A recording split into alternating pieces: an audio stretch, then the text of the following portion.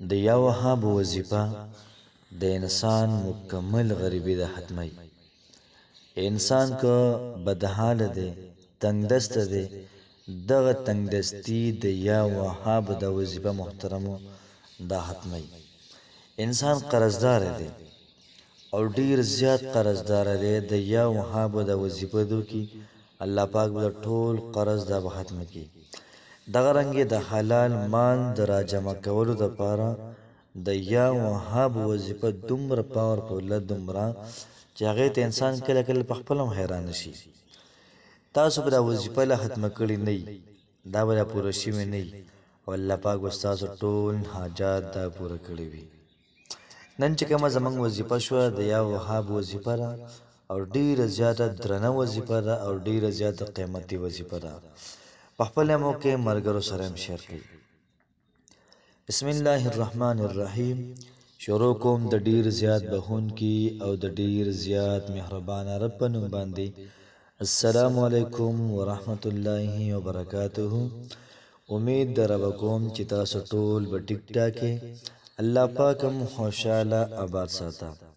الله پاک دې زمونږ او تاسو ټولې مسلې د ختم کړي. الله پاک دې موږ او تاسو ټول دې همیشه لپاره خوشاله ساتي. الله پاک دې زمونږ او تاسو په کورونو کې د خیر پرشتې دا وګرځي. الله پاک دې ټول مسلمانانو له د حلال مال دا ډیر زیات ورکړي. الله پاک دې خلک د قرضو نه، د مشکلاتو نه، د بدحالۍ نه، د تنگ دستۍ نه بچ ساتي. نن چې محترمو زمونږ کومه وظیفه ده نو دا وظیفه د یا وهاب وظیفه ده. یا وهاب چې کوم عمل دی دا ډیر زیات قیمتي دی او دا ډیر زیات بهترین دی. بعض وخت کې انسان داسې وي چې قرضونو راګیر کړی وي، پیسې ورسره نه وي، دومره بدحاله وي، دومره بغیر د پیسو وي، پیسې ورسره نه وي چې د انسان له خوب نه ورځي، ژوند ورله مزه نه ورکوي. داسې بیماری پې راشي چې د بیماری د انسان مکمل سم رانه چونه کی. څومره مال او دولت ورسره وي هغه ختم کړي، څومره پیسې ورسره وي هغه ختم شي، دی بالکل تنې تنها پاتې شي. رشته دار یې تپوس نه کوي، دغه رنګ کلیوالی تپوس نه کوي. هسې نه که تپوس کوه نو څه پیسې رانه ونه غواړي. نو د مال او دولت دپاره د یا وهاب چې کومه وظیفه ده دا ډېره زیاته بهترینه وظیفه ده، ډېره زیاته قیمتي وظیفه ده. تاسو یو ځل په ژوند کې دا وظیفه وکړئ، انشاءالله تاسو ته به قدر معلوم شي، تاسو ته پته ولګي دا څومره قیمتي وظیفه ده.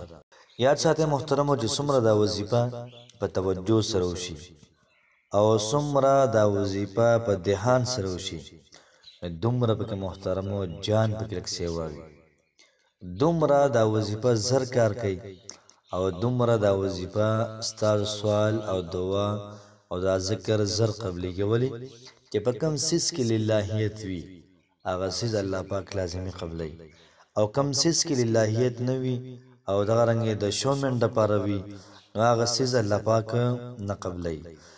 یاد ساتئ چې موږ غریبانان کېږو. ولې ځکه موږ غریبانان کېږو چې موږ ډېر زیات اصراف کوو. یو ځای کې پیسې لګي، مثال په طور 1000 روپۍ لګي، موږ پکې 10,000 لګو، 10,000 لګي موږ 30,000 پکې لګو.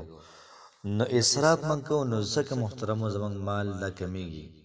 او څنګه وي ان المبذرین کانوا اخوان الشیاطین، چې کوم کسان اصراف کوونکي دي دا شیطان دوستان دي. دې مقابله کې دی بخیلی او بوهل. کم سړی چې بوهل کوي، بوهل نو دغه د شیطان دوست دی محترم.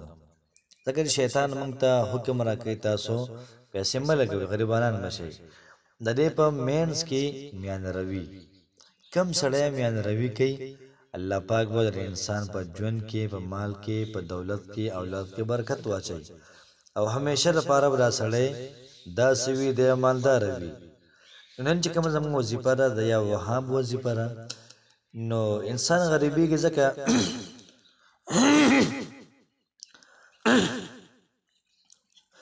ځکه انسان غریبېږي چې دا انسان مونځ نه کوي.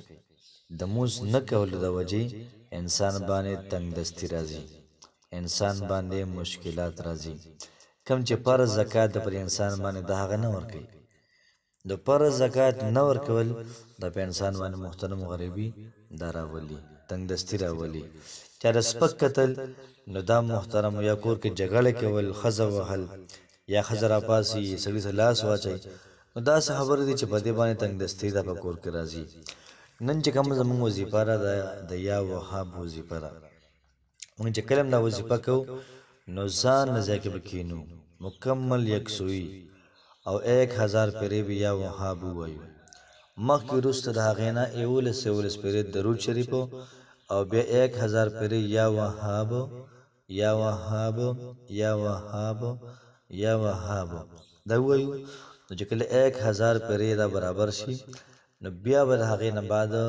سجده ولګو سجده مو لګوله په دغه سجده کې به 21 پیرې یا وهاب ووایو 21 پیرې به یا وهاب ووایو او بیا به سر رابره کړو او بیا به درود شریف ووایو دغه رنګه څومره زموږ حاجات دي څومره زموږ مشکلات دي ټول محترم الله پاک ته پیش کړو ان شاء الله العزیز الله پاک به د دې وظیفې په برکت باندې زموږ استاد ټول حالات ته بهتر کی کوشش ته وکړه محترمو چې وظیفه په خپل موقع پابندۍ سره یو ورځې وظیفه او دغه رنګ نور مرګرو سره شریک کړي ان شاء الله العزیز یو ورځې بل پوره نوي الله پاک استاد سکار دا کړی وي الله پاک مو خوشاله آباد ساته السلام علیکم ورحمت الله وبرکاته